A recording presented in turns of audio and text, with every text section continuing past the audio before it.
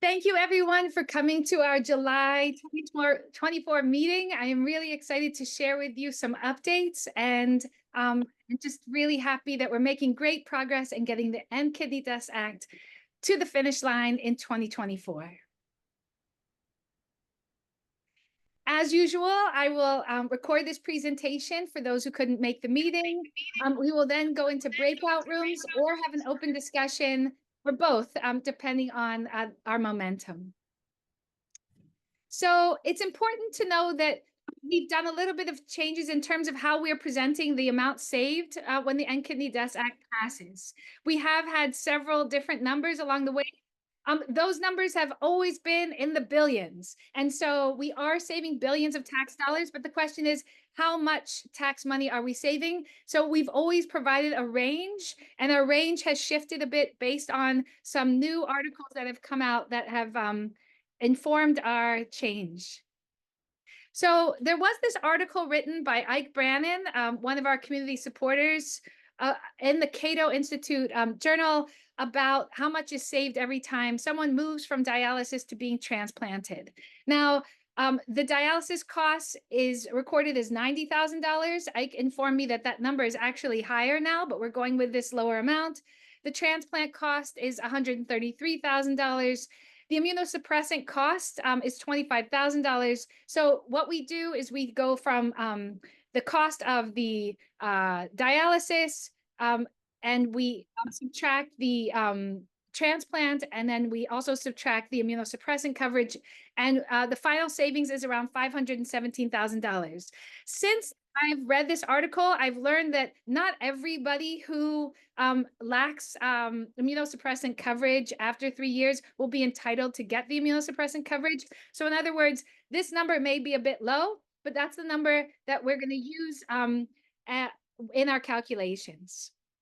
There's a second article that's very important, written by Dr. David Axelrod and several others, that states that the cost savings per person when they move from dialysis to transplant is around $174,000 in 2024 dollars. So that's the low end. So I figured it's smart for us to talk about both the low end and the higher end in terms of our cost saving. And so over a 10-year period in our 10-year pilot program, we would save roughly $10 million if we were calculating on the low end, or $37 billion on the higher end. So the way that I'm now phrasing it when I talk to congressional offices is that we're saving up to 100,000 Americans in the first 10 years and up to $37 billion. But on our FAQ page on our website, it does state the math that I just showed you to explain why there is this range between $10 billion and $37 billion. Here are 3 important points. So as I stated in past meetings, you are all free range now to advocate for this bill. We need all hands on deck to pass this bill in 2024. So I'm just telling you about a few more arguments that we've come up with that I think are very helpful when we're discussing this bill with family, friends, and congressional members. First one, financially compensating people is a way to honor donors' contributions, like Nobel Prize winners who receive $1 million as a reward. We use financial compensation as a way to honor people's gifts. And then the second one, and this one I know I've said earlier, but is really important. 95% of living kidney donors surveyed stated they would donate again if they could. It is something that is emotionally rewarding and that people would do more if they had more kidneys. I like to joke around that if I had enough kidneys, I'd do it every year. Obviously not a possibility, and that's why we're going to pass the End Kidney Deaths Act, get this thing so that all people who are on the wait list can get a living kidney transplant. Kidney donors' bravery and generosity saves lives and taxpayer funds. I know we all know this, but it's a good thing to state if you're in conversation with someone about the End Kidney Deaths Act. And I will be sharing this slideshow with you after the meeting. Now, this is a slide that I have shared in the past, but I think it's very important to remember that it is morally important to compensate people who do really difficult work.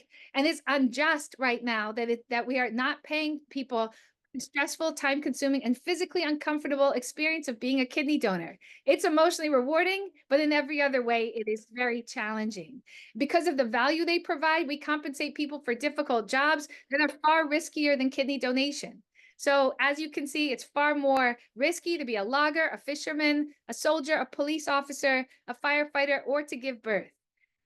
It's even more dangerous to have an appendectomy than to have a nephrectomy. Now, for those who love numbers like myself, this is a great page. For others, you can just, I don't know, look off into the sky and enjoy a little bit of quiet time. But I just want to go through these numbers. We have 37 million Americans with chronic kidney disease. Most don't know it because the kidneys are so faithful. They don't show signs of distress until they fail. And actually 60% of people on dialysis crashed onto dialysis in the emergency room. That's about 500,000 Americans. 135,000 Americans are newly diagnosed with kidney failure every year. Half of them would qualify for transplantation, but only 25,000 are added to the wait list every year. It is hard to get on the wait list for multiple reasons. Now, in 2020, we had about 13% of patients on dialysis who were waitlisted, but just 7 years prior to that, 42.7% were waitlisted. That is decreased in 7 years by 30%. And one of the reasons is because the waiting time is so long that people don't even if they're qualified, they do not get onto the wait list for, as I said, for various reasons. So the kidney shortage is actually worse than it seems. It's worse than the 90,000 people waiting. We could have far more people on the wait list because they would qualify and they're healthy enough and would benefit from a kidney transplant. Even among patients who appear to be prime candidates for transplant, more than half did not get on the wait list before or within 3 years of starting dialysis. About 10,000 Americans die or are moved from the wait list annually, and about 10,000 people will get kidney transplants once the Kidney Death Act is passed every year. So the people who are dying will instead be saved by incentivized donor's kidney. Now, this is really important because there's a lot of talk, and it's really productive talk, about improving the deceased donor allocation system, the procurement system. There's a lot of funding that's going into improving that system, and I'm very supportive of anything that helps people who need kidneys. However, let's not have any illusions. They could, even if the system was working at an optimal level, we could only add approximately 2,000 more transplants per year. And that is referred to by Doctors Mattis and Montgomery and Dr. Schold as a mere dent in the problem. So even though we want the deceased donor system to be operating at full capacity and with the best possible outcomes for kidney patients, 2,000 additional transplants is good, but it's not good enough to end the kidney shortage. Now, I just saw this slide recently. It's a National Kidney Registry slide from their quarterly report. And it demonstrates to us, just take a look at the green bar, that of 100 people who step forward to donate, for those who are not mentored, and that's the majority of donors do not get a mentor, only 1 out of 100 end up donating. Those are dreadful numbers. And for many of them, it's because they were medically disqualified. It's estimated that fewer than a third of Americans would qualify to be kidney donors. That means they are healthy enough, both mentally and physically. We simply need more donors. The numbers are so low that I think that it emphasizes even more that we need to incentivize people, the healthy Americans, to step forward and donate their kidneys. One thing I like to say about kidney donation is that we are born with 2 life jackets. We have 1 to keep and 1 to donate to those who will die without them. That is being a kidney donor. And as you can tell, I believe it is something that everyone who's healthy should consider doing. So now we're going to shift over and talk about our publicity. We really need to push hard to get more publicity, and I think so far, so good. So here are some the media coverage that we've had this month. We had a great story in a Boston, both a newspaper and a news story that I'm going to share with you shortly. It's called "Should Kidney Donors Receive Tax Credits for Donating to Strangers?" And Jody Elliott, who's on the call, is the star of that show. She was the one who got that story, and I'm very grateful.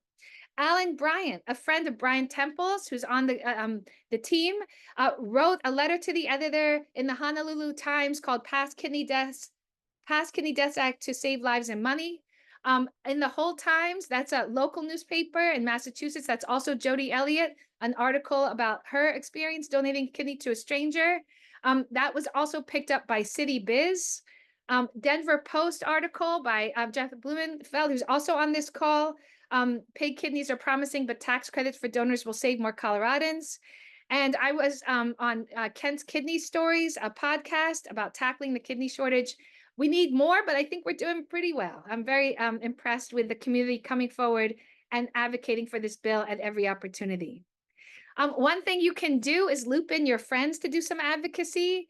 Marilyn Collins's friend called up Haley Stevens's office, a representative from Michigan, and got us a meeting that was really excellent.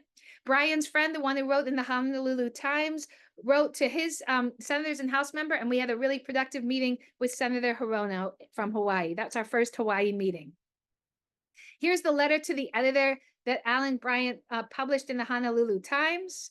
That gets the attention of congressional members when they see things like this in the local news. I wrote to all the congressional House leaders and senators in North Carolina, Arizona, and Colorado after we got the local news stories. And that generated 5 new House meetings in Massachusetts and 6 new House meetings in North Carolina. And I'm still working on those other states to get more meetings. But the kind of emails I'm sending are, here's a link to a local news story in your state. Please meet with us. And then more often than not, we're getting a yes. So it's very effective. And so the Fox affiliates have given us the most attention so far, but I think that we should try for all the local news stations. So in my follow-up email, I'm going to include a passage that you could send as a news tip to your local news station. And if we get the news story, we can provide, nephrologists, transplant surgeons, donors, recipients, kidney disease patients, if they want to interview different people for those stories. We added to our website some videos onto our media page so that when people are visiting our page, and journalists frequently do, they'll see recordings of our community meetings as well as other videos that I think are important in order to convey our message that the End Kidney Deaths Act must pass this year. In addition, I added a page, arguments against compensation, that's on the End Kidney Deaths Act tab. As you can see, we have on that tab our summary, the arguments against compensation, that's a new page, the 10 reasons to pass the law, the media coverage and videos, the legislative act, which is our legislative language, a bioethicist page with quotes from bioethicists in favor of our bill, as well as an FAQ, which explains not only the finances, but other aspects of the bill from our frequently asked questions that we get. Meetings so far, we're doing really well. We've had 162, 99 House meetings, and 63 Senate meetings so far. We're on our way. Our aim is to meet with every congressional member to persuade them that the End Kidney Deaths Act must pass as soon as possible. In our last meeting, I requested that we get in touch with a few members from the Senate Finance Committee, Republicans on the Senate Finance Committee, and I can now proudly say we have had, or we're going to have meetings with all of them. So we've scheduled all of those meetings and they've been excellent. We need to, my thinking is that once our bill is introduced in the House, which it should be introduced in July, from there, we will use that to try to persuade one of these Republican Senate Finance Committee members to be the lead sponsor of our bill. One example of successful persuasion was I was on a podcast with Kent Bressler. At the beginning of the podcast, he was not an enthusiast for compensating donors, but by the end of the podcast, he stated that he would help to contact his congressional members to persuade them to pass this life-saving and tax-saving law. So it was a good conversation. I will link it in my next email to you so you can sort of hear how the persuasion happened. I think it's helpful for all of us to be ready to persuade those who are skeptical about our bill. Whoops, and I did not intend that. Okay. Another good level of exposure for us is that Sue Van Tijker is a very active advocate who lives in Nebraska. She launched a kidney chain for 9 Nebraskans to get new kidneys. And she was attending the transplant games in Birmingham, Alabama. and wore our t-shirt, the Pass the End Kidney Death Act t-shirt. I think it's a really great way to strike up conversations to get and to gather some more publicity about our bill. I offered this in the last meeting. I'm offering it again. Only 2 people took me up on my offer. I'm happy to mail you flyers. You just have to email me and I will send them along.